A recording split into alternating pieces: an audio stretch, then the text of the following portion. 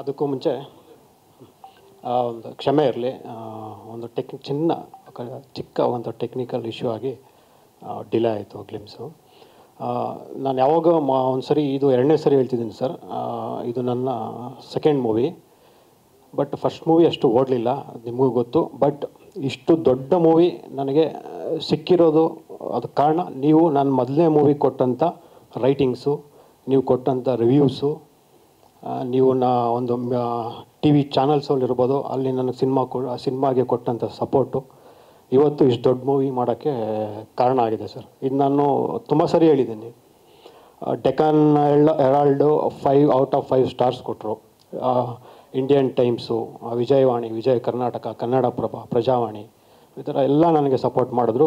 ಅದರಿಂದ ಇಷ್ಟು ದೊಡ್ಡ ಮೂವಿ ಮಾಡೋಕ್ಕೆ ಕಾರಣ ಆಯಿತು సార్. దయచేసి క్షమించండి, చిన్న ఒక టెక్నికల్ ఇష్యూ అయ్యి ఇలా అయింది.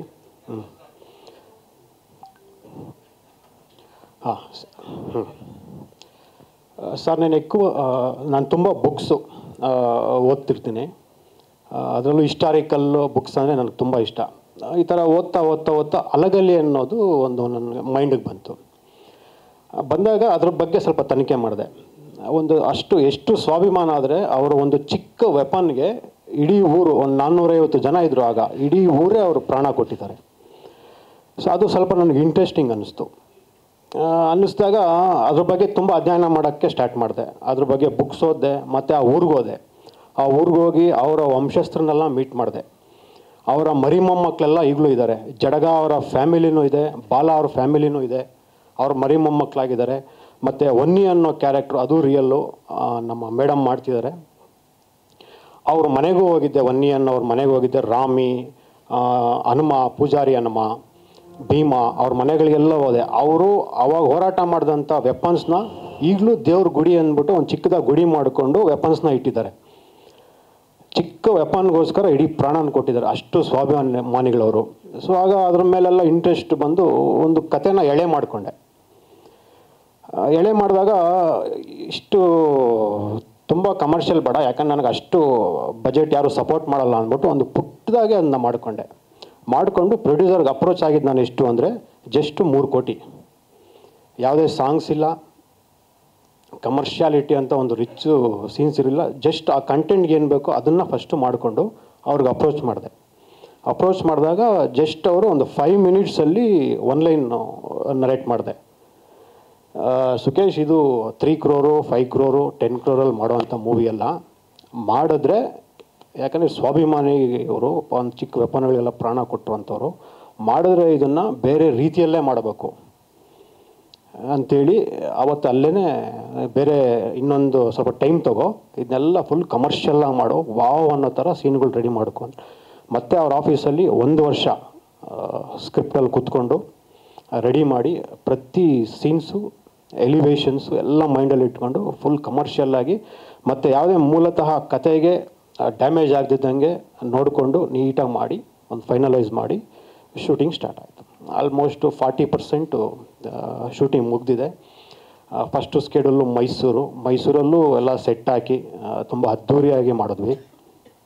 ಅದಾದಮೇಲೆ ಜೈಲ್ದೂ ಸೆಟ್ ಹಾಕಿದ್ವಿ. ನ್ಯಾಷನಲ್ ಫ್ರೀಡಮ್ ಪಾರ್ಕಲ್ಲಿ ಸೆಟ್ ಹಾಕಿದ್ವಿ, ಅದು ಮುಗೀತು. ಮತ್ತು ನೆಲಮಂಗಲ ಗ್ರೌಂಡ್, ಒಂದು ಬ್ರಿಟಿಷ್ ಆಫೀಸ್ ಅಟ್ಯಾಕ್ ಮಾಡಬೇಕಾಗಿತ್ತು, ಸೊ ಅಲ್ಲೂ ಸಹ ಸೆಟ್ ಹಾಕಿದ್ವಿ. ಅದಾದಮೇಲೆ ಊರು, ಈಗ 1857 ಮಾಡುವಂಥ ಊರುಗಳು ಯಾವುದೂ ಇಲ್ಲ. ಹಾಗಾಗಿ ತುಂಬ ದೊಡ್ಡದಾಗಿ ಒಂದು 6 acre ಮಾಗಡಿ ರೋಡಲ್ಲಿ ಜಾಗ ತೊಗೊಂಡು, ಗೌರ್ಮೆಂಟ್ ಜಾಗ ತೊಗೊಂಡು ಅಲ್ಲಿ ಇಡೀ ಊರನ್ನೇ ಸೆಟ್ ಹಾಕಿದ್ವಿ. ಆಲ್ಮೋಸ್ಟ್ 40% ಮುಗ್ದಿದೆ. ಈಗ ಇನ್ನು ಸೆಪ್ಟೆಂಬರಿಂದ ಸ್ಟಾರ್ಟ್ ಆದರೆ ಒಂದು ಸ್ಟ್ರೆಚ್ಚಲ್ಲಿ ಮುಗಿಸ್ಕೋ ಪ್ಲ್ಯಾನ್ ಇದೆ ಸರ್. ಇಲ್ಲ, ನಾನು ಅಲ್ಲಿ ಹೋಗಿ ಮಾತಾಡಿದೆ ಸರ್. ಅವರ ಯಾರ ಮರಿ ಮೊಮ್ಮಕ್ಕಳೆಲ್ಲ ಇದ್ದರು, ಬಾಲ, ಜಡಗ, ಅವ್ರ ಮನೆಗೆ ಹೋಗಿ ಮಾತಾಡಿದಾಗ ನಾವು ಈ ಥರ ಮಾಡ್ತಾಯಿದ್ದೀವಿ ಮೂವಿ ಅಂದಾಗ ಅವ್ರು ಖುಷಿಪಟ್ಟರು. ಯಾವುದೇ ಅಬ್ಜೆಕ್ಷನ್ ಆಗಲಿ ಏನೂ ಮಾಡಲಿಲ್ಲ.